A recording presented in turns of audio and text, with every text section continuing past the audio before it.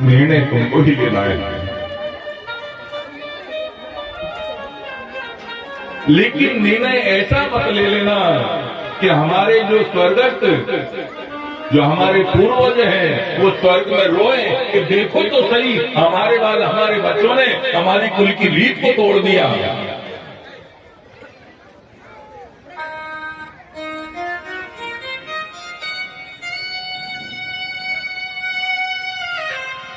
आपकी सारी बातें समझ गया हूं, लेकिन वो राज्य आपका है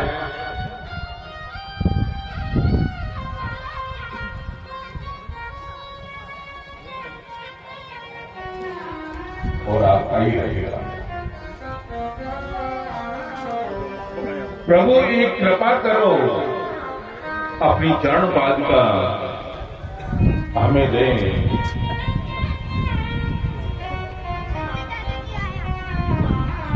उस गादी पर आपकी चरण पादुका स्थापित करेंगे, हम आपके आदेश के अनुसार पूजा का पालन करते रहेंगे, लेकिन वो गादी आपकी है।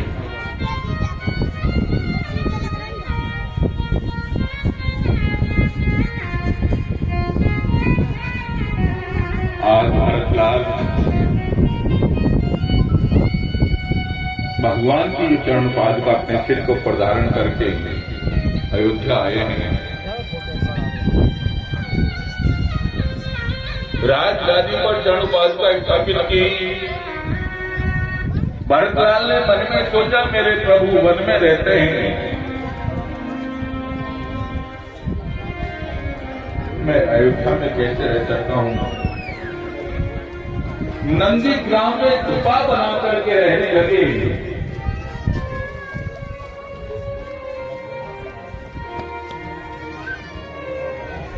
राम जी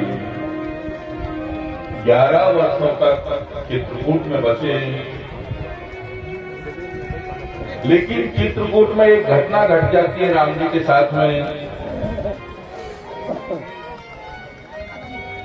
इंद्र का जो पुत्र जयंत है, माता सीता के चरणों में जो चौंच मारता है, उस घटना के बाद भगवान चित्रकूट की छोड़ देते हैं। पंचवटी पहुंचे हैं, पंचवटी में पर्णवटी बनाई रहने लगे।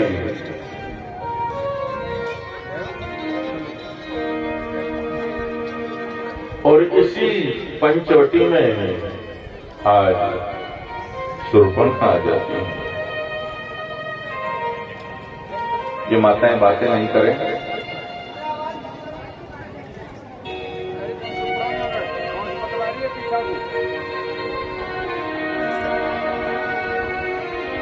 यहां शूर्पणखा आती है। ये शूर्पणखा कौन है? एक परिचय तो ये है कि रावण की बहन है।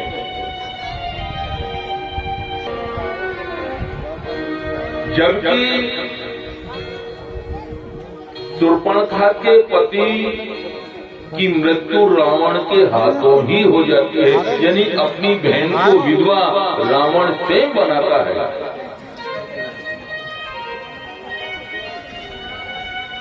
आज जैसे राम जी के पास शूर्पणखा आई है, राम जी ने कहा, देवी इस जंगल में आप अकेले कैसे हैं? शूर्पणखा कहने लगी, अजी हम तो विवाह के लिए पति को ढूंढने के लिए निकली। भगवान ने कहा, लेकिन पति ढूंढने का काम तो माता पिता का होता है, तुमने क्यों? बोले अभी तक पसंद नहीं आया। शूर्पणखा ने कहा, आज के पहले तो नजर में पसंद नहीं आया था, लेकिन आज आ गया। कौन है वो महापुरुष? तो शूर्पणखा कहती है, तुम सम पुरुषन मौसम नारी, यह संयोग विधि रचो विचारी। तुम्हारा जैसा संसार में दूसरा और कोई पुरुष नहीं, तेरी जैसी कोई नारी नहीं। ये तो विधाता ने हमारी जोड़ी पे है, आप वो समझे। इस चौपाई को अगर सीधी तौर पर हम पढ़ेंगे तो यही भाव निकलता है कि शूर्पणखा विवाह के लिए आई है, कह रही कि आज हमारी जोड़ी बनी है। विधाता ने तो पहले हमारी जोड़ी बना रखी थी, आज हम मिले। लेकिन चौपाई का असली जो भाव है रावण ने ही मारा था। उसी समय शूर्पणखा ने एक प्रतिज्ञा ले ली थी कि ऐसे कोई पुरुष को मैं जरूर ढूंढूंगी कि रावण तेरे खानदान को मिटा सके। और वो जो चौपाई यही कहना चाहे, ये विधाता ने हमारी जोड़ी बहुत पहले बना दी थी, आज हम मिले हैं और इसी योजना में हम अब काम शुरू करेंगे।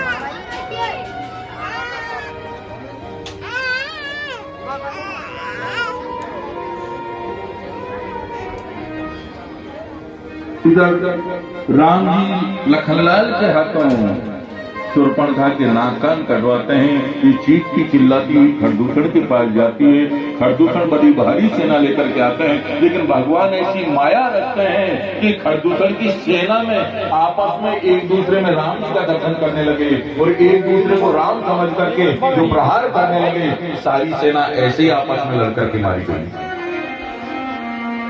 भगवान ने खरदूषण का उद्धार कर दिया। यही शूर्पणखा रोती चीखती चिल्लाती रावण के पास पहुंची। रावण ने कहा, तुम्हारा ये हाल किसने बनाया, मुझे बताओ। शूर्पणखा ने कहा कि वन में 2 वनवासी बालक हैं, उनके साथ में एक स्त्री है और छोटे वाले ने हमारे साथ में ऐसा व्यवहार किया। ये सुनकर के रावण मारीच के द्वारा सीता जी का हरण करते हैं। मारीच से कहते हैं बनो हिरण।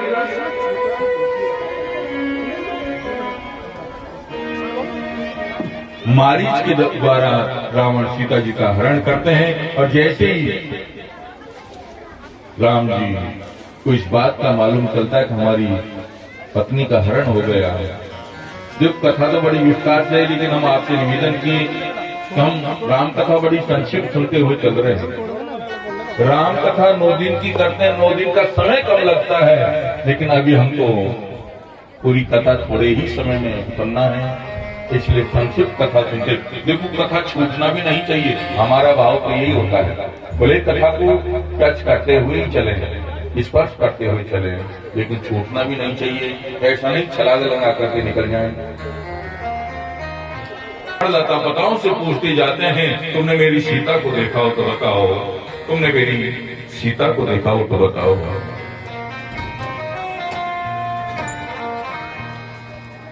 सीता जी की खोज करते करते राम लक्ष्मण वन में आगे बढ़े हैं। आज राम जी लखनलाल से कह रहे हैं कि लखनलाल, दुनिया में भक्त तुमने हमारे बहुत देखे हैं, लेकिन आज तुमको एक ऐसे भक्त से मिलाता हूं जो तू भी कहेगा कि वाकई कोई भक्त है। ये भक्त हैं सबरी, जिसने बचपन में अपने गुरु से ये सुना कि बेटी, वो मंदिर वाले राम, तुझे कहीं मंदिर भटकने की आवश्यकता नहीं, वो मंदिर वाला राम एक दिन तेरी कुटिया में ही आएगा। ये भील जाति की भीलनी है। 5-6 वर्ष की उम्र में इसका विवाह के समय कई मुर्गे कई बकरे लाए गए। इसने पूछा सखियों से, ये सब क्या है? बोला, बारात आएगी तो बारात के स्वागत में भोजन में यही बनेगा।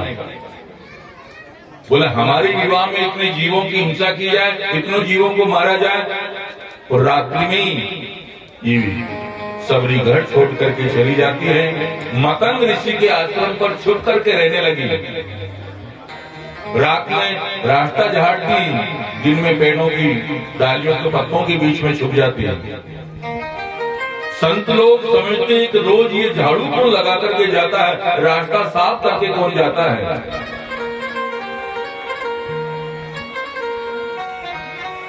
एक दिन मतंग ऋषि की नजर पड़ जाती है। मतंग ऋषि ने कहा, बेटी कौन हो, चलो नीचे आओ। इस सबरी ने पूरी कथा सुना दी अपनी कि बाबा मेरे विवाह में इतने जीवों की हिंसा की जा रही थी तो मैं घर छोड़ करके यहाँ छुप करके रह रही हूं। मतंग ऋषि ने कहा बेटी तुमने बहुत अच्छा किया,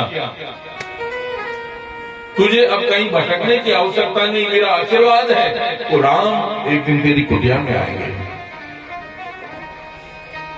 जो 5-6 वर्ष की आयु में सबरी ने अपने गुरु से सुना कि राम जी आएंगे आएंगे आएंगे, वही उमंग वही उत्साह रोज रास्ता झाड़ती है, रोज फल चुन चुन करके लाती है।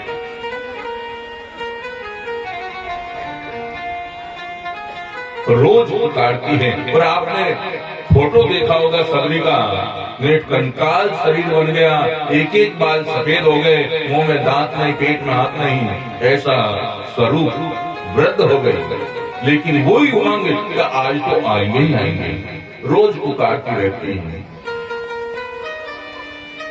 सबरी की कुटिया के,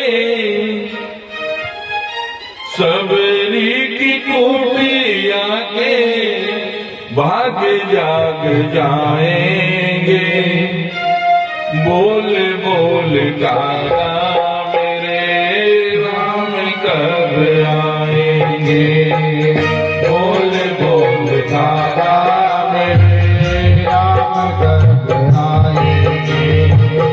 सबरी की कुटिया के, सबरी की कुटिया के, सबरी की कुटिया के, सबरी की कुटिया के भाग्य जाग जाएंगे, बोल बोल कारा मेरे राम कब आएंगे, बोल बोल कारा मेरे राम कब आएंगे।